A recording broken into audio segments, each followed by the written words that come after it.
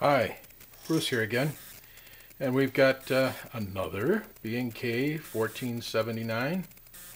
It's a 30 megahertz scope, and kind of excited about this one for many reasons. For one thing, it's a very nice looking scope. It has few blemishes at all, very minor surface scratch here and there, but beautiful front panel, as you can see, and cabinet is in excellent condition. Sides, back,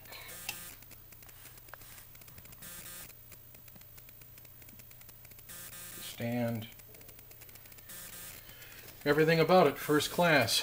A nice clear window. A little bit of a reflection. You can see me in the background, unfortunately. But nice traces, very sharp. No problem at all with the controls. Very fluid.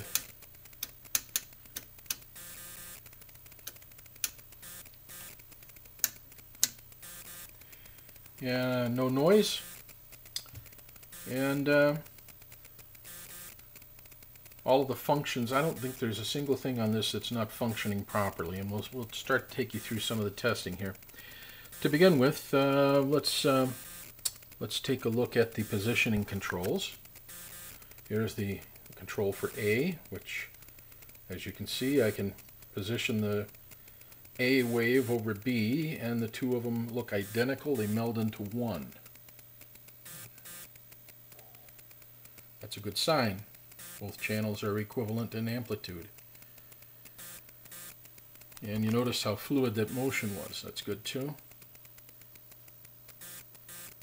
Positioning controls are working great. Ground switches. So we can adjust the position relative to ground. We have DC or AC positions. DC, AC. We can go channel A, channel B, both channels, or additive. Okay. We have an intensity control that can take us from nothing, bring us back to normal, and then drive us full, give us actually more than we possibly could use. We have a focus control that works.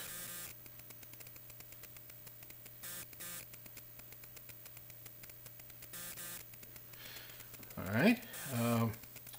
Trace rotation.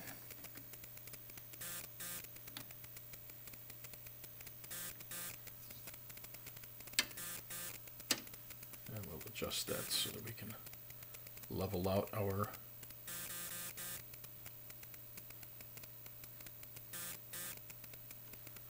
looks about right. We'll maybe check that later. We have a working astigmatism control, which adjusts the roundness, squareness of the beam. And trigger. This is in the auto mode. Let's put ourselves on a signal. Demonstrate that. We're on full auto right now. We're not triggering yet, but as I adjust towards the triggering point, you'll eventually hit it. It'll lock in. There we go. And then we go to the other side of the lock. Now in auto mode like this, you are able to display when you're not locked and when you are locked. If you push this button in, you are now in what they call the normal mode. And when you're locked, you see a signal, and when you're not locked, you don't see anything. All right. We have positioning control for horizontal. This is important, especially for the XY, which also exists on this machine.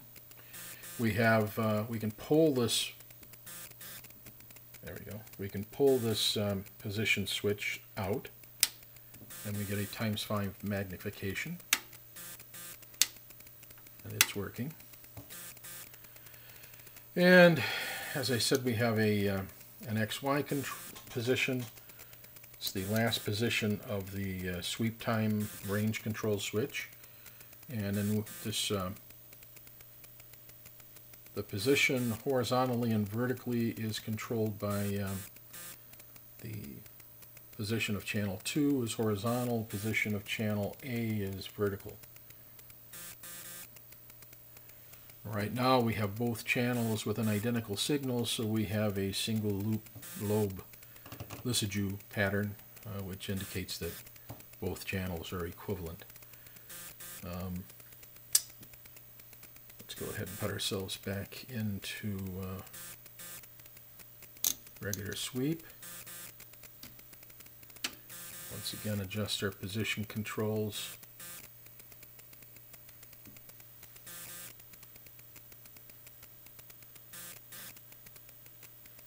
All right. And then, let's see, we have positive and negative slopes. Basically, we're flipping the sine wave over.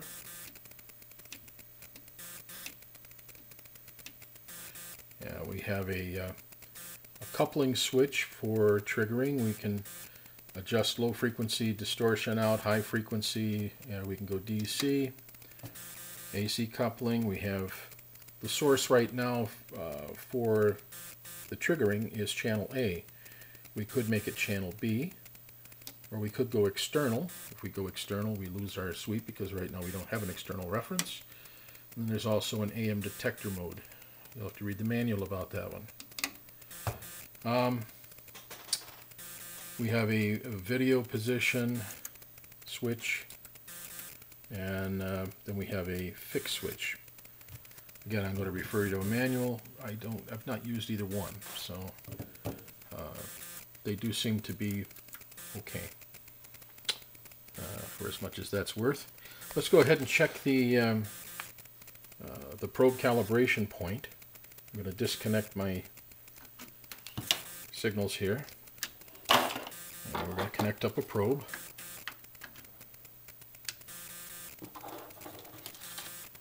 Alright, and we're going to connect the probe to the probe calibration point. I have the probe at the moment.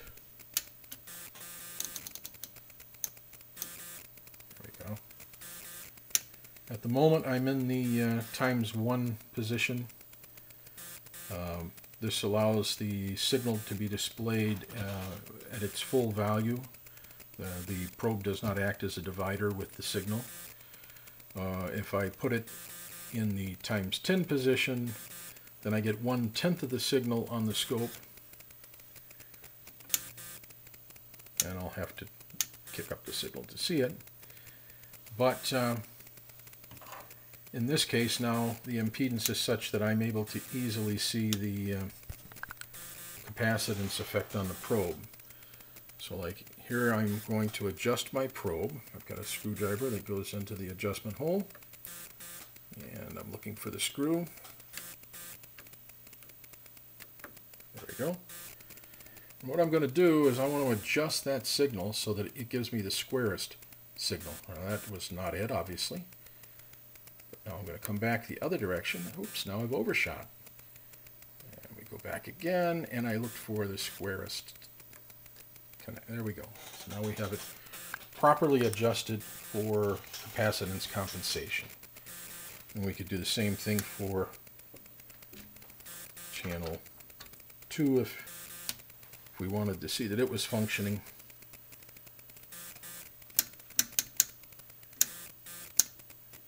And we would have to make our trigger source the B channel.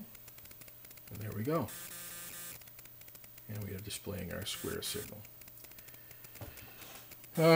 So polarity of B can be switch activated, changed. So you see our polarity jump up on the screen there.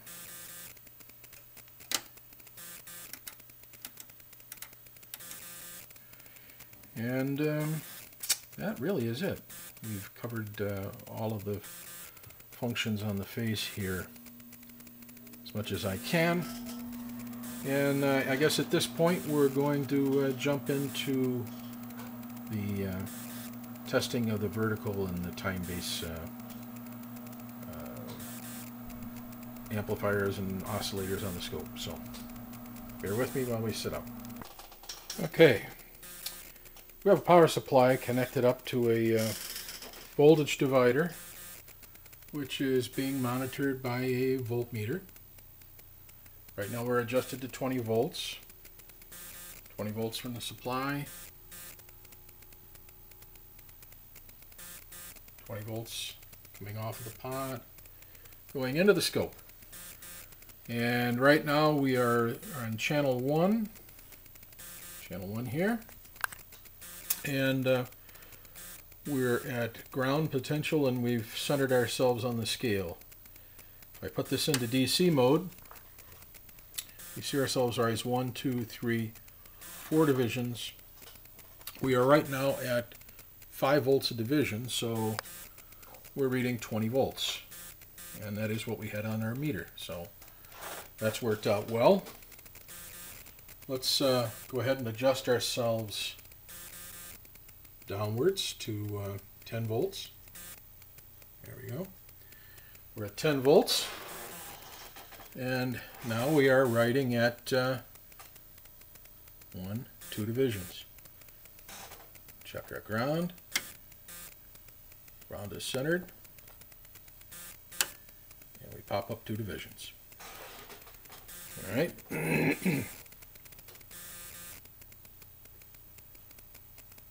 Let's go ahead and change our scale to well, we have to change our voltage first. Let's change our voltage to 8 volts. Within 1/100th of a volt, you really cannot tell the difference. We'll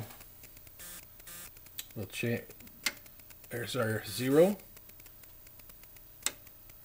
And we're going to change scale readings here. 0. And we are up 1, 2, 3, 4 divisions. Now we're at 2 volts per division, 4 divisions, 8 volts. 8 volts. All right, let's change ourselves to 4 volts. Come on.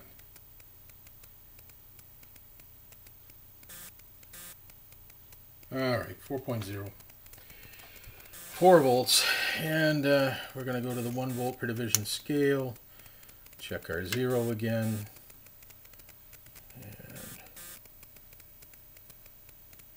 0 is perfect, and let's go to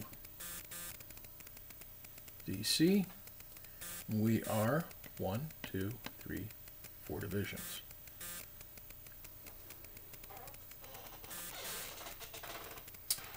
All right, let's drop ourselves to 2 volts.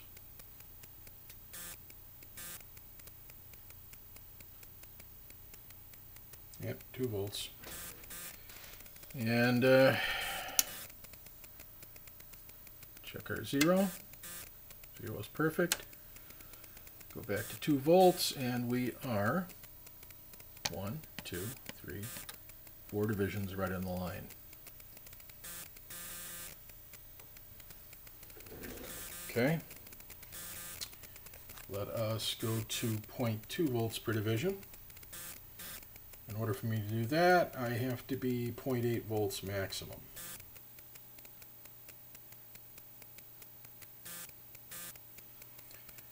All right, we got 0.8.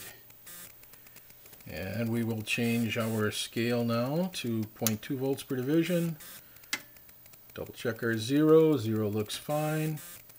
Back to 0.2 volts per division, and we are 1, 2, 3, 4. That's 0.8 volts. Hopefully you can see this well. I don't know. 0.8 volts. And if we change now to 0.4 volts, right at the, here we go, 0.4 volts.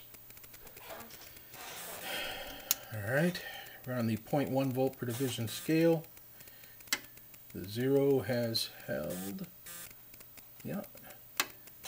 And we go back to DC, and we are setting at 1, 2, 3, 4. 0.4 volts per division. Alright. Let us go to 0.2 volts per division.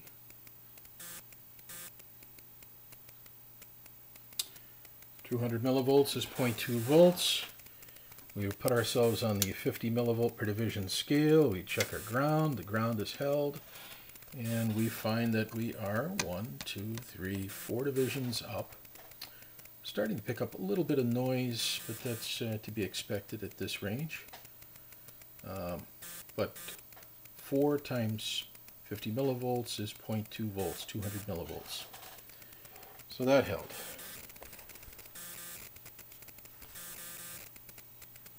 Alright, let us go to 80 millivolts. 80 millivolts. We'll put ourselves on 20 millivolts per division. Once again, check our 0. 0 looks good. Go to full scale, and we are 1, 2, 3, 4 divisions up. At 20 millivolts is 80 millivolts total. 20 millivolts per division times 4. 80 millivolts. All right. Now we're going to go to 40 millivolts.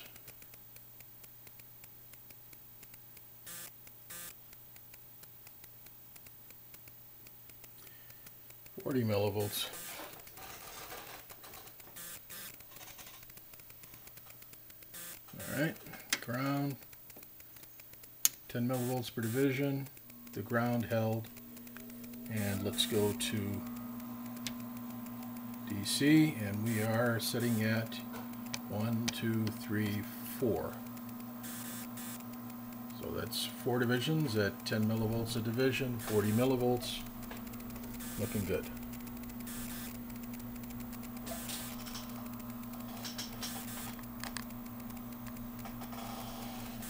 Okay. And finally, we will go to 20 millivolts and 20. There we go. All right. And let's check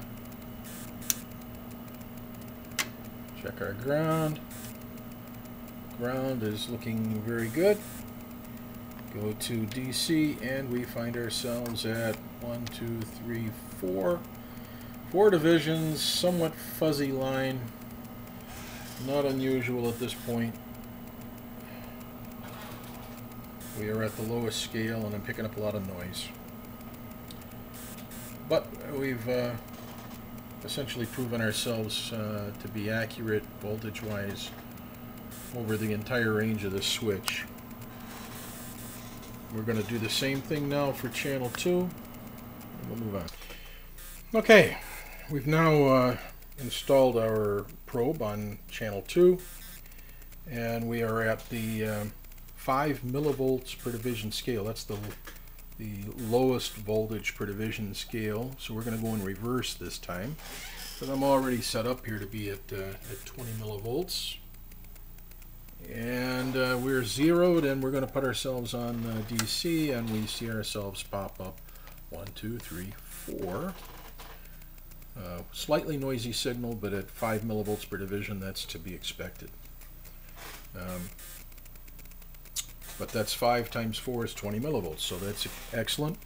Let's go ahead and pop ourselves up on the next scale. And while we're at it, let's check our 0. Perfect. There we go. And put ourselves back on, and let's adjust ourselves. We are on the 10 millivolts per division, so let's go ahead and adjust ourselves for 40 millivolts.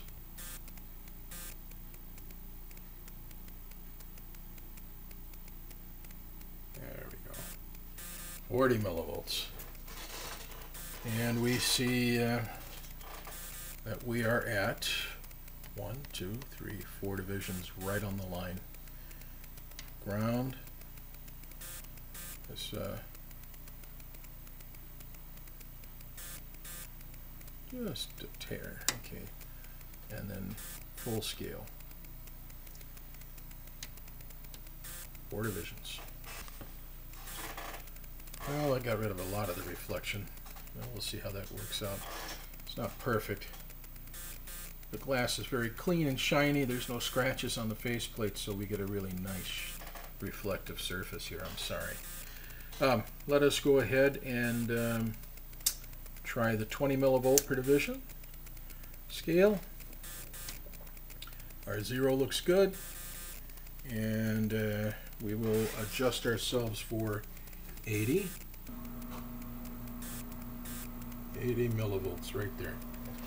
All right, and check the 0, and we find ourselves 1, 2, 3, 4 times 20 millivolts per division. That's 80 millivolts. Perfect. Let's go ahead and we're going to change our scale to 50 millivolts per division. Go ahead and check the 0. Looks good. And we will adjust for 200 at this point. There we go. 200 millivolts. Let us go ahead and check our 0. There's 200, and we are 1, 2, 3, 4 times 50 millivolts, 200 millivolts up. And we're picking up some kind of noise. I don't know what that's from.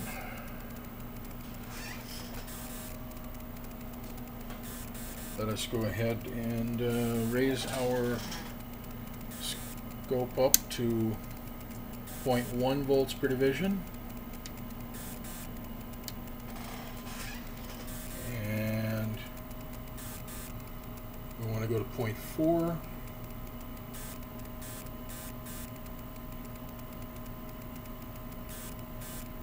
.400 millivolts, right on the nose. All right.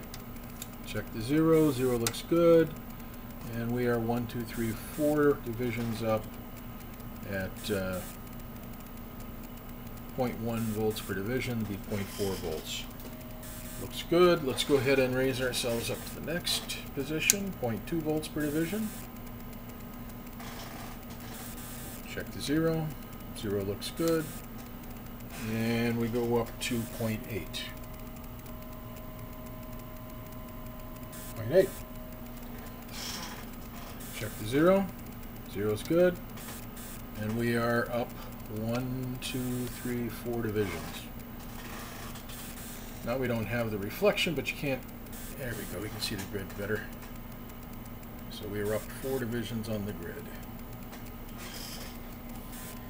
Okay, we go to 0.5 volts per division. 0 looks good. And we want to go to 2 volts.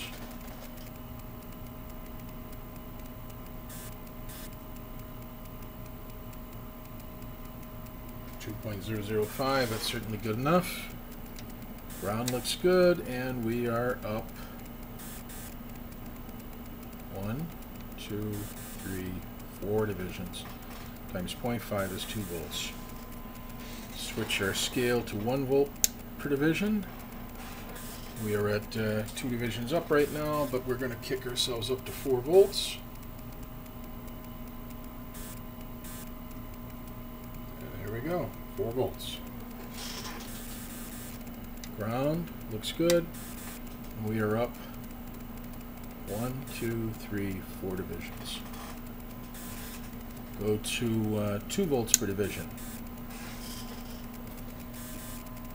2 volts per division, and we want it to be now 8 volts.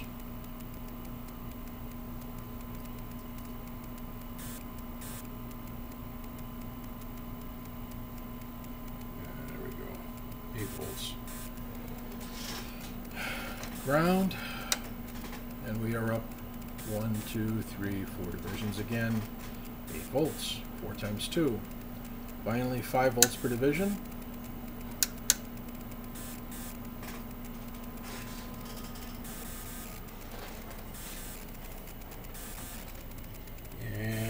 5 volts per division. We would like to be at 20 volts. 20 volts.